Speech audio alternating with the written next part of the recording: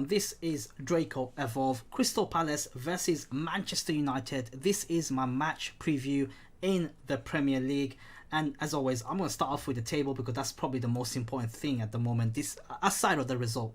But this is what the table looks like at the moment. Obviously, Chelsea have played one game more and a few teams are still playing throughout the day today and obviously tomorrow.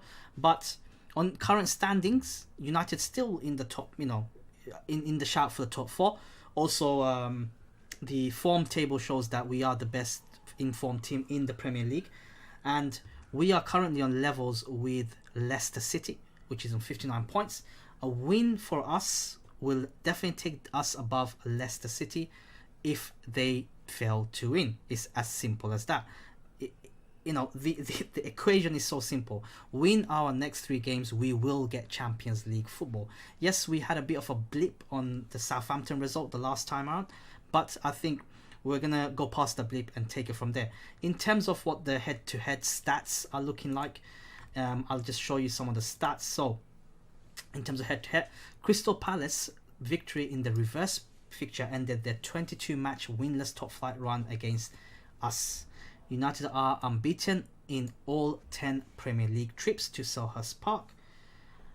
Palace's most recent home win over United was 3-0 in 1991. Eagles have only scored 10 goals in the Premier League in 21 meetings. So the stats do favour us, although they have won in the last time we have played against them in the beginning part of the season, which hurt us a little bit. However, we can definitely put this right. In terms of the team news, there doesn't seem to be any sort of doubts, apart from Mason Greenwood and Luke Shaw have both kind of been with a bit of a ankle injury, and Brandon Williams, obviously he had a bit of a head clash in the last game. He's also a doubt for the game. However, if we go to my formation, I'm gonna predict a few things. Forget the numbers, as always, guys. This is my predicted lineup for Manchester United. In the keeping position, it's gonna be David De Gea. Aaron Wan-Bissaka will definitely keep his spot on the right wing. Maguire and Lindelof will partner. And I have been impressed with Lindelof last couple of games. Hope he can keep up his good run of form. I think he's showing a lot more maturity. He's also showing a bit of leadership, and I think that has rubbed off on him playing next to Maguire. Harry Maguire has had a poor game in my opinion the last game. He was all over the place. I think Southampton did a good job on Matic and Harry Maguire, running them off the park, knowing that they both don't have enough pace, and that's exactly what has happened. And Lindelof sort of shone there. Left back position, I think it's not going to be Luke Shaw. I don't believe it's going to be Brandon Williams. I think it's going to be Dalot, because that's our only sort of other winger left, experienced winger left in the squad. I think we've got a bit of a problem here if things get out of hand. But Dalot and Ethan Laird is obviously a youth product. I don't think he'll start the game, but I think Dalot will start the game on the left back. I'll be very surprised if we put out Luke Shaw or Brandon Williams, especially with the past injuries. And we've got a few important games coming up, especially the FA Cup semi-final against Chelsea a few days afterwards. So I think Dalot will be given a bit of a run out. Yes, Dalot is predominantly a right back, but he can sort of do a job on the left back position as well.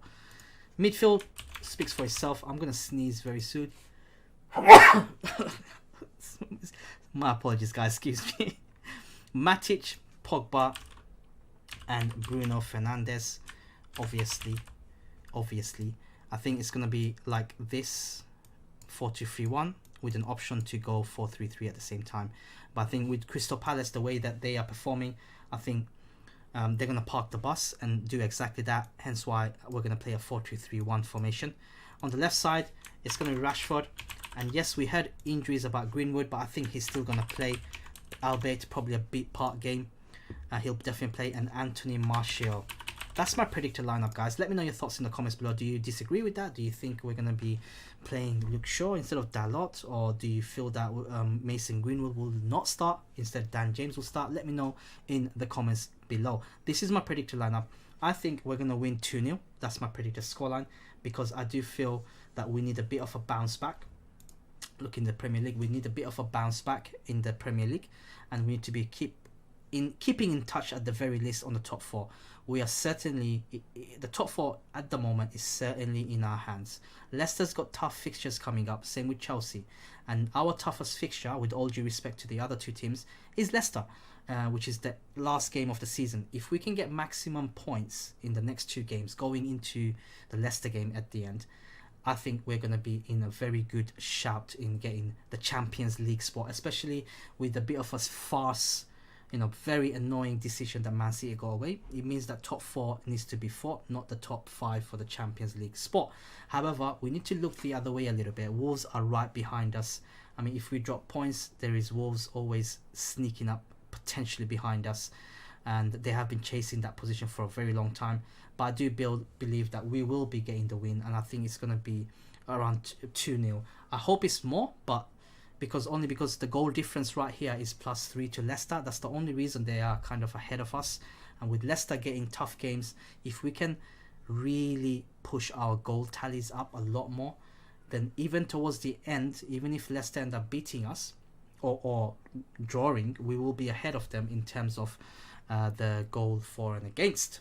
But let me know your thoughts in the comments below. I will be back tomorrow with some more Manchester United match review after the game. As always, guys, make sure you smash the like button. And as always, stay fun. Take care.